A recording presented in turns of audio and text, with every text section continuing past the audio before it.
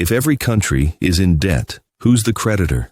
Not who do they owe, but who holds the power once debt becomes permanent. Because here's the strange part.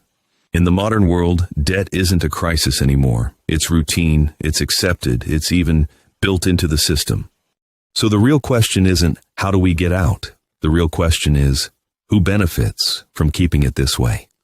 This is education, not financial advice. But give me 10 minutes, and I'll hand you a simple model you won't unsee, a way to read the world, like a ledger. And once you see it, you'll understand why debt isn't just money. It's control, written as numbers. Let's start with the illusion. Most people treat debt like a loan, like a temporary problem, a number you pay back and move on. But debt isn't money. Debt is a claim on future labor, a claim on future taxes, a claim on future production. And a claim is power because it gives someone the right to demand something from you later. If money is a tool, debt is a leash tied to time, and time is the one resource nobody can print. So when you ask, who's the creditor?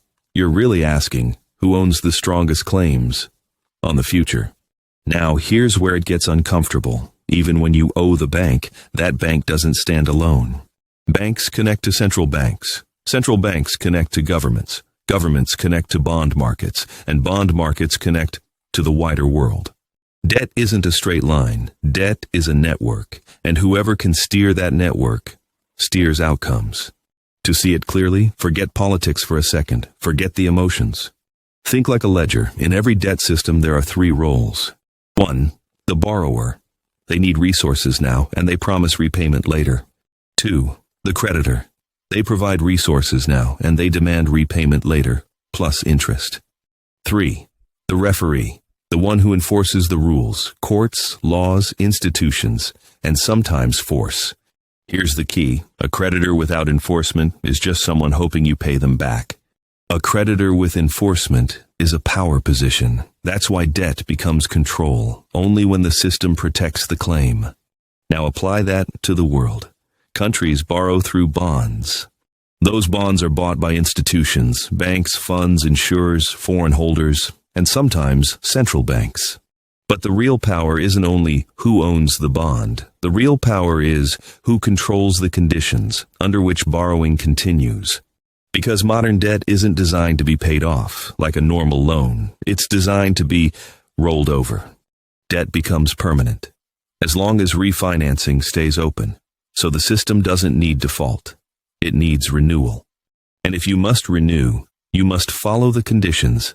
That's how the creditor becomes invisible. Not a villain with a face, a structure with leverage, and none of this is new. Throughout history, debt has shaped empires, funded wars, and decided outcomes, because it moves resources without marching armies. In many systems, rulers needed money for war and stability, so they borrowed from those who already had wealth. And the deal was simple. I need resources now, I'll pay you later, and I'll enforce repayment with the power of the state.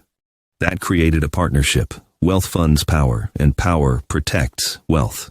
Over time, lenders weren't just earning, they were influencing decisions.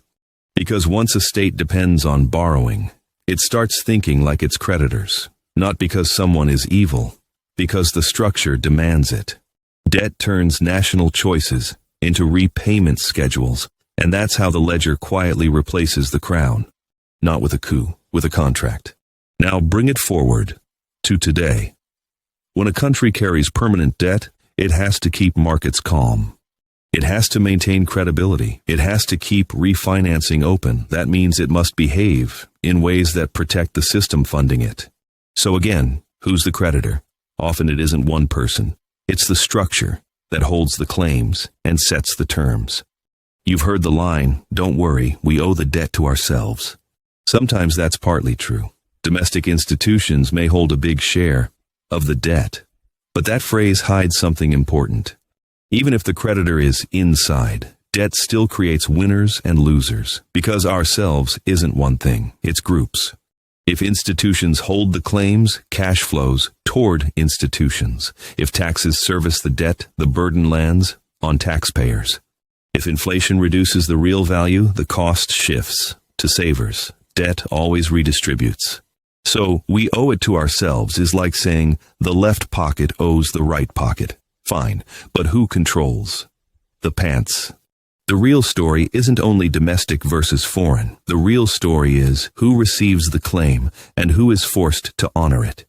Debt creates a hierarchy of priority, and the highest priority is always paid first. Not because it's fair, because the ledger demands it.